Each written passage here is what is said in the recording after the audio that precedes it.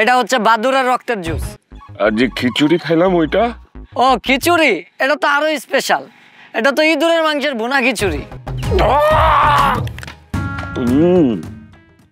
এই কিন্তু সেই সেই সেই খুব মজা। বুঝলাম না, জঙ্গলের মধ্যে এত মজা করে কিভাবে রান্না করলো? আমি না এরকম রান্না জীবনেও খাই নাই। আরে খিচুড়ি, আমাদের ঢাকা শহরের রেস্টুরেন্টের মালিক গোর এই খিচুড়ি খাওয়ানো উচিত। তাহলে বুঝবে খিচুড়ির আসল টেস্ট কি।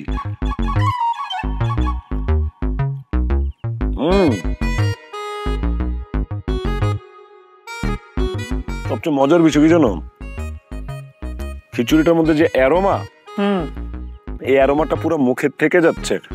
আমি যে একটা ব্যক্তিগতভাবে খিচুড়ি লাভার, দেশ বিদেশ খিচুড়ি খেয়ে বেড়াইছি, এই গন্ধটা আমি কোথাও পাইনি। এটা কিন্তু একটু জানার দরকার কিভাবে বানাইছে খিচুড়িটা।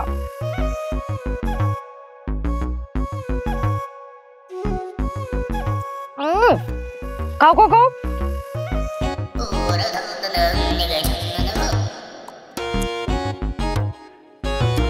Two good, very good, very good.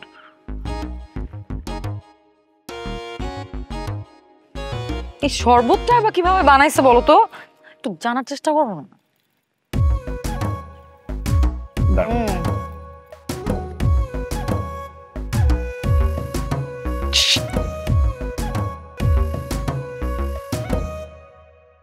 নাম কি? আমার নাম প্যারট। কি? প্যারট। প্যারট মানে? প্যারট মানে টিয়া পাখি। ও, ওই প্যারট। হ্যাঁ। ও আচ্ছা, এই জন্যই চুলের রং সবুজ, টিয়া পাখি। ওকে প্যারট।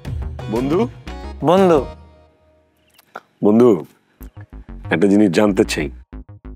বন্ধু, এই যে খিচুড়িটা খাইতেছি, অদ্ভুত একটা খিচুড়ি।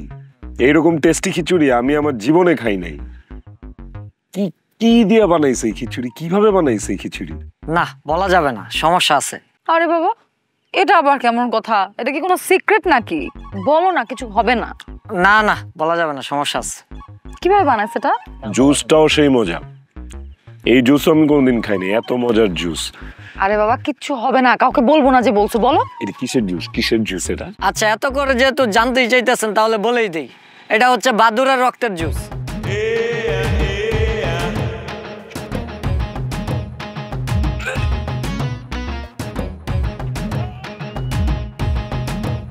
আর যে খিচুড়ি খাইলাম ওইটা? ও খিচুড়ি, এটা তো আরো স্পেশাল। এটা তো ইঁদুরের মাংসের ভুনা খিচুড়ি। আর বলছিলাম বন্ধু, বলা যাবে না, সমস্যা আছে।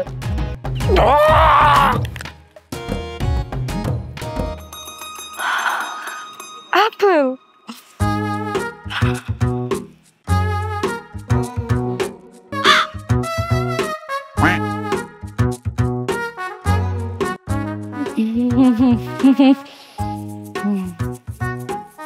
এই পারতেছি বাবু, আমার মনে অনেক দিনের ইচ্ছা ছিল একটা মানুষ বিয়ে করব।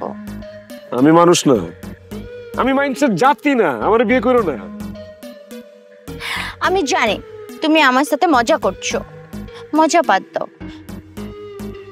বিয়ে করবা আমার? তুমি জানো তুমি কি সুন্দর? আমাদের শহরে এইরকম সুন্দর গুলুমুলু টাইপের মাইয়া দেখতে পাওয়া ভাগ্যের ব্যাপার, ঠিক যেমন সুন্দরবনের রয়্যাল বেঙ্গল টাইগার দেখতে পাওয়া ভাগ্যের ব্যাপার। সত্যি বলছো?